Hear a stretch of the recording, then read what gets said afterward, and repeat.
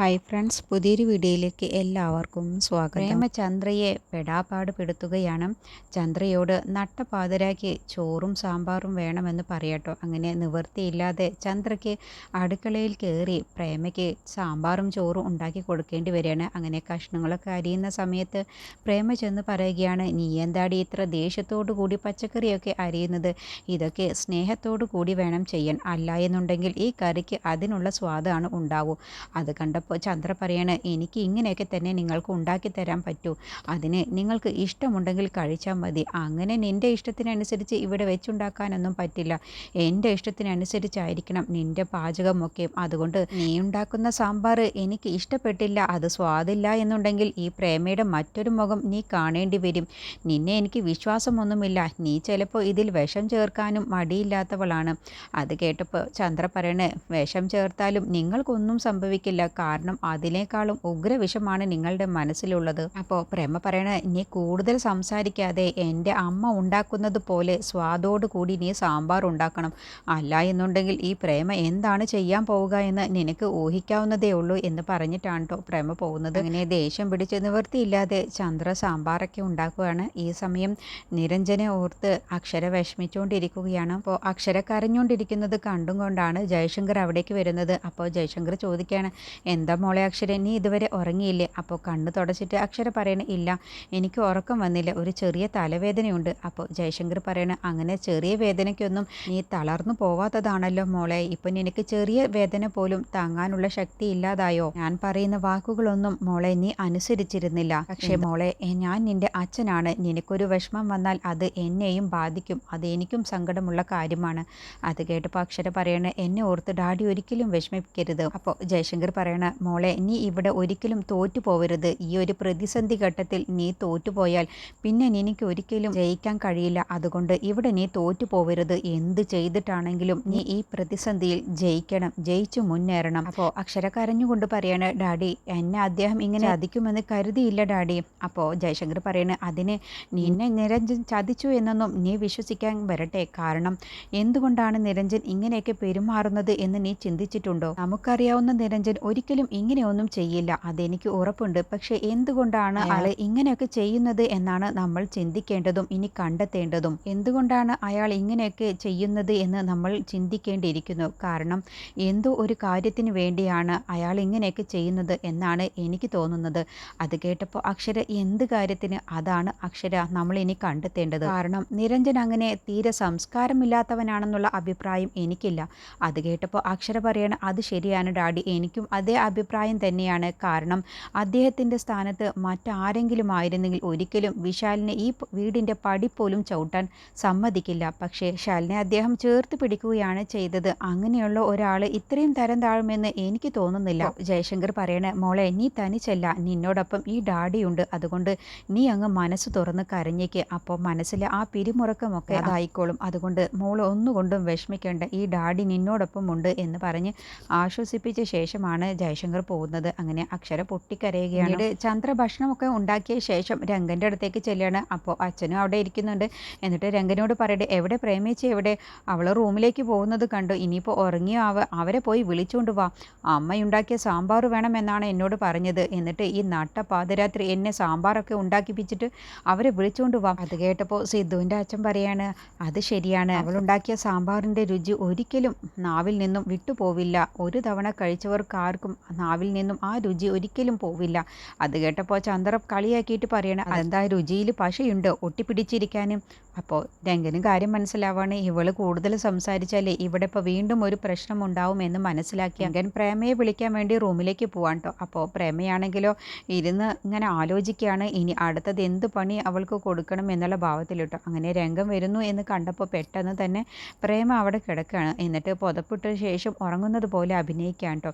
എന്നിട്ട് പ്രേമ എന്ന് പറഞ്ഞ് രംഗം വിളിക്കുകയാണ്. അപ്പോൾ പ്രേമ വിളിയേക്കാതെ കിടക്കുകയാണ് കേട്ടോ. അപ്പോൾ രംഗൻ അങ്ങ് തൊട്ട് വിളിക്കാൻ നിൽക്കുകയാണ്, പ്രേമേ നിനക്ക് ഭക്ഷണം ഉണ്ടാക്കിയിട്ടുണ്ട്, കെട്ടിയിട്ടുണ്ട് എന്ന് പറഞ്ഞ് തൊടാൻ വേണ്ടി നോക്കുമ്പോഴത്തേക്കും പ്രേമ ഒച്ച എടുത്തുകൊണ്ട് പറയണേ, പെണ്ണുങ്ങളുടെ ദേഹത്ത് കൈ വെച്ചാലേ ആ കൈ വെട്ടിയെടുക്കും എന്ന് പറഞ്ഞ ഉടനെ രംഗൻ അങ്ങ് ഞെട്ടിപ്പോവാണ്. എന്നിട്ട് പ്രേമ എന്ന് പറഞ്ഞ് വീണ്ടും വിളിക്കാൻ കേട്ടോ. അങ്ങനെ പ്രേമ കണ്ണ് തുറന്ന് നോക്കുകയാണ്. എന്ത് വേണം?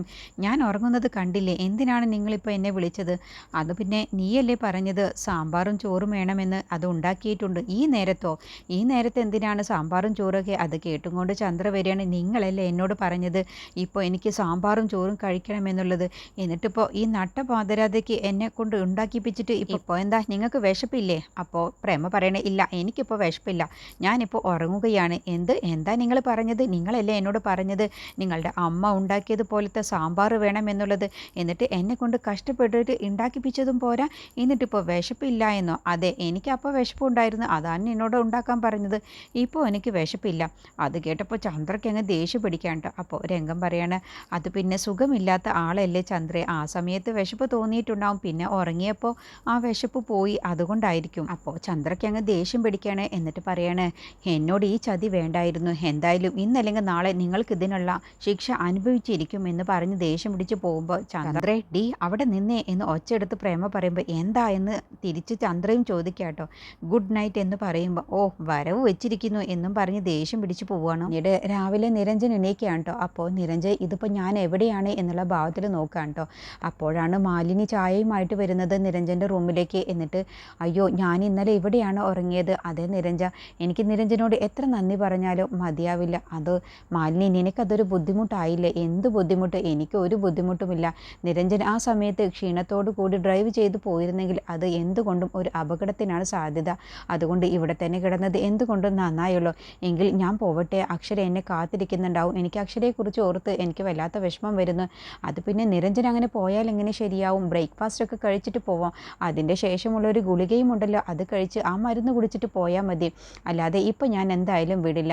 അപ്പോൾ അക്ഷരയെക്കുറിച്ച് ഓർത്ത് എനിക്കൊരു സമാധാനവുമില്ല. അങ്ങനെ അങ്ങ് ചിന്തിച്ചാലോ? ഒന്നല്ലെങ്കിൽ അക്ഷരയെക്കുറിച്ച് ഓർക്ക്, അല്ല എന്നുണ്ടെങ്കിൽ അസുഖത്തെക്കുറിച്ച് ഓർക്ക്. ഇത് രണ്ടും പാടെ കൂട്ടിക്കുഴയ്ക്കല്ലേ നിരഞ്ജൻ ഇപ്പോൾ തൽക്കാലം ഞാൻ പറയുന്നതങ്ങ് അനുസരിച്ചാൽ മതി. ഞാൻ നിരഞ്ജൻ്റെ ഡോക്ടറാണ്, അപ്പോൾ ഞാൻ പറയുന്നത് പോലെ നിരഞ്ജൻ ചെയ്യണം എന്ന് പറഞ്ഞ് മാലിന്യ ഭക്ഷണം എടുക്കാൻ വേണ്ടി കിച്ചണിലേക്ക് പോവാണ്. പിന്നീട് അക്ഷരയുടെ അടുത്തേക്ക് കാഞ്ചന വരികയാണ്. എന്നിട്ട് പറയുകയാണ്, മോളെ ഇന്നലെ രാത്രിയിൽ നിരഞ്ജൻ വന്നില്ലല്ലോ, ഈ പോക്ക് ഇങ്ങനെ പോയാൽ ശരിയാവില്ല എന്ന് പറയുമ്പോൾ എനിക്കറിയാം അപ്പച്ചി എന്നോട് എന്തിനാണ് ഇങ്ങനെയൊക്കെ പറയുന്നത് എന്ന്. അപ്പച്ചിയുടെ മനസ്സിലിരിപ്പും എന്താണെന്നുള്ളത് എനിക്കറിയാം. പക്ഷേ അദ്ദേഹം കാണിച്ചത് ശരിയോ തെറ്റോ എന്നുള്ളതല്ല, ഞാൻ ശരിയാണെന്നുള്ളത് അപ്പച്ചിക്ക് പറയാൻ കഴിയില്ലല്ലോ. അതുകൊണ്ട് അദ്ദേഹത്തിന് ചേർന്ന ഒരു ഭാര്യയാണെന്നുള്ളത് എനിക്ക് ഒരിക്കലും വാദിക്കാൻ കഴിയില്ല. അതുകൊണ്ട് തന്നെ അദ്ദേഹത്തെ മാറ്റിയെടുക്കാനുള്ള ഉത്തരവാദിത്വം എനിക്കുണ്ട്. അത് ഞാൻ ചെയ്യുക തന്നെ ചെയ്യും. ഇനിയിപ്പോൾ അദ്ദേഹത്തിന് എന്നെ വേണ്ട എന്ന് വെച്ചാൽ അതും ഞാൻ അങ്ങ് സ്വീകരിക്കും. അപ്പോൾ മോൾ ഒരിക്കലും തനിച്ചാവില്ല എന്ന് കാഞ്ചന പറയുമ്പോൾ അപ്പച്ചി എന്താണ് ഉദ്ദേശിച്ചത് എന്നൊക്കെ എനിക്ക് മനസ്സിലായി. പക്ഷേ അപ്പച്ചിയുടെ ആ മോഹം ഒരിക്കലും നടക്കാൻ പോകുന്നില്ല. അദ്ദേഹം എന്നെ ഉപേക്ഷിച്ചാൽ ഞാൻ ജീവിതകാലം മുഴുവനും തനിച്ചങ്ങ് ജീവിക്കും, അത്രയേ ഉള്ളൂ. അല്ലാതെ അപ്പച്ചിയുടെ ആഗ്രഹം ഒരിക്കലും നടക്കില്ല എന്ന് പറഞ്ഞങ്ങ് പോവാൻ കേട്ടോ. അപ്പോൾ കാഞ്ചന മനസ്സിൽ ചിന്തിക്കുകയാണ്, നിരഞ്ജൻ പോയാൽ വിശാലുമായിട്ട് അക്ഷരയെ ഒന്നിപ്പിക്കാം എന്നുള്ളത് വെറും വ്യാമോഹം മാത്രമായി മാറുമോ എന്നുള്ള ഭാവത്തിലാണ് കേട്ടോ നിൽക്കുന്നത്. പിന്നീട് ശരത്ത് അക്ഷരയുടെ ഫോണിലേക്ക് വിളിക്കുകയാണ്. എന്നിട്ട് പറയണേ, എനിക്ക് അക്ഷര മേഡത്തിനോട് ഒരു കാര്യം പറയാനുണ്ട്. എന്ത് കാര്യമായാലും എനിക്കത് കേൾക്കണ്ട, അങ്ങനെ പറയരുത്. എനിക്ക് നിരഞ്ജൻ ഡോക്ടറെ കുറിച്ചാണ് പറയാനുള്ളത്. എന്താണെങ്കിലും ഫോണിലൂടെ പറഞ്ഞോ? അത് പറ്റില്ല, ഫോണിലൂടെ പറയാൻ കഴിയില്ല. കാരണം എൻ്റെ ഫോണൊക്കെ പോലീസ് ട്രാപ്പ് ചെയ്യുന്നുണ്ടോ എന്നെനിക്ക് നല്ല സംശയമുണ്ട്. അതുകൊണ്ട് തന്നെ എനിക്ക് നേരിട്ട് പറയാനുള്ള കാര്യങ്ങളാണ്. ഞാൻ വളരെ ബുദ്ധിമുട്ടിയാണ് നിരഞ്ജൻ ഡോക്ടറെ കുറിച്ച് ചില കാര്യങ്ങളൊക്കെ അന്വേഷിച്ച് കണ്ടുപിടിച്ചത്. അതുകൊണ്ട് അത് അക്ഷര മേഡത്തിനോട് പറയാനാണ്. എനിക്കത് കേൾക്കാൻ താല്പര്യമില്ലെങ്കിലും അങ്ങനെയാണെങ്കിൽ ഞാനത് തങ്കച്ചിയോട് പറയും. തങ്കച്ചി പിന്നെ എന്താ ഉണ്ടാവുക? ജയശങ്കർ സാറിനോട് പറയും. അത് വേണോ?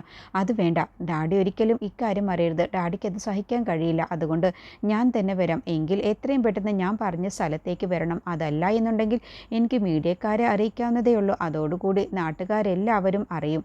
അത് വേണോ വേണ്ടയോ എന്നുള്ളത് അക്ഷര തന്നെ തീരുമാനിച്ചു. അതൊക്കെ കേട്ടപ്പോൾ അക്ഷരയ്ക്ക് എന്തോ ഒരു രഹസ്യമാണ് എന്നുള്ള കാര്യം മനസ്സിലാവാൻ കേട്ടോ. നിരഞ്ജനെക്കുറിച്ച് ഞാൻ കേൾക്കാൻ ആഗ്രഹിക്കാത്ത കാര്യമായിരിക്കുമോ എന്നോട് പറയാനുണ്ടാവുക എന്നുള്ള ഒരു ചിന്ത വരികയാണ്. അങ്ങനെ അക്ഷര ശരത്ത് പറഞ്ഞ സ്ഥലത്തേക്ക് വരാമെന്ന് പറയട്ടോ. അങ്ങനെ ശരത്ത് ഫോൺ വെച്ച ശേഷം ശരത്ത് പെട്ടെന്ന് അക്ഷരയുടെ അടുത്തേക്ക് പോകാൻ ഒരുങ്ങുമ്പോൾ മുത്തശ്ശി വരികയാണ്. മോനെ ശരത്ത്, നീ എവിടേക്കാണ് പോകുന്നത്? ജോത്സ്യരെ കാണാൻ വേണ്ടിയാണോ മുത്തശ്ശി എന്ന് പറയുമ്പോഴാണ് മനോഹരൻ അത് കേട്ട് വരുന്നത്. അപ്പോൾ മനോഹരൻ പറയേണ്ടത്, ഈ വീട്ടിലേക്ക് ഒരു ജോത്സ്യരുമായിട്ട് ഇവിടേക്ക് ആരും വരാൻ നിൽക്കണ്ട. അങ്ങനെ വല്ല വല്ല ജ്യോത്സ്യരും വന്നാൽ ഞാൻ ഇവിടെ നിന്നും തല്ലി ഓടിച്ചിരിക്കും.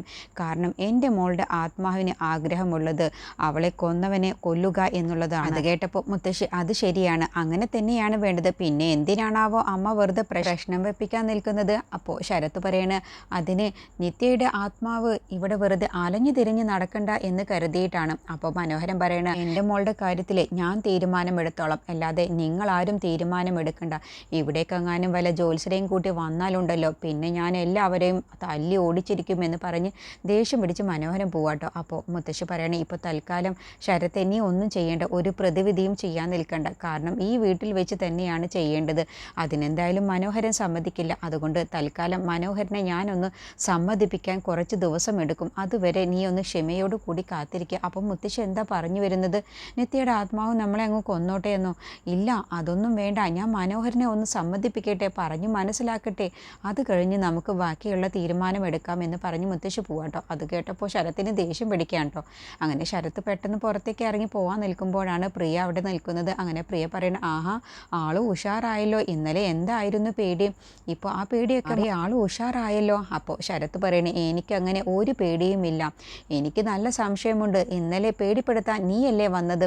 അത് കേട്ടപ്പോൾ പ്രിയ പറയണേ, എനിക്ക് അതിൻ്റെ ഒരു ആവശ്യമില്ല, ഞാൻ പേടിപ്പിച്ചിട്ട് എനിക്ക് എന്ത് കിട്ടാനാണ്. എന്തായാലും ശരത്തെ നീ ഒന്ന് സൂക്ഷിച്ചോ, ദേവികേച്ചിയുടെ കൈകൊണ്ടാണാവോ നിത്യയുടെ ആത്മാവിൻ്റെ കൈകൊണ്ടാണാവോ നിൻ്റെ മരണം ഉണ്ടാകുന്നത്. അത് കേട്ടപ്പോൾ ശരത്ത് പുഞ്ചിരിച്ചുകൊണ്ട് പറയുകയാണ്, എനിക്കങ്ങനെ ഒരു മരണവും ഉണ്ടാവില്ല, മരിക്കണമെന്ന് തീരുമാനിക്കുക അത് ഞാൻ തന്നെയാണ് തീരുമാനിക്കുക, എനിക്ക് മരിക്കണോ വേണ്ടയോ എന്നുള്ളത് ബാക്കി ആര് വിചാരിച്ചിട്ടും കാര്യമില്ല. എങ്കിൽ നമുക്ക് ശരത്തെ കാത്തിരുന്ന് കാണാം, ഇതാണ് ശരത്തെ നിനക്ക് സംഭവിക്കാൻ പോകുന്നത് എന്ന് പറഞ്ഞിട്ടാണ് കേട്ടോ പ്രിയ പോകുന്നത്. അതൊക്കെ കേൾക്കുമ്പോൾ ശരത്തിന് ഇവൾക്ക് കുറച്ച് നാവും അഹങ്കാരവും കൂടിയിട്ടുണ്ട്, ഇവളെ ഒന്ന് ഒതുക്കണം എന്നുള്ള ഭാവത്തിലാണ് കേട്ടോ ദേഷ്യത്തിൽ നിൽക്കുന്നത്. എന്നിട്ട് അക്ഷരയുടെ അടുത്തേക്ക് ശരത്ത് പോവുകയാണ്.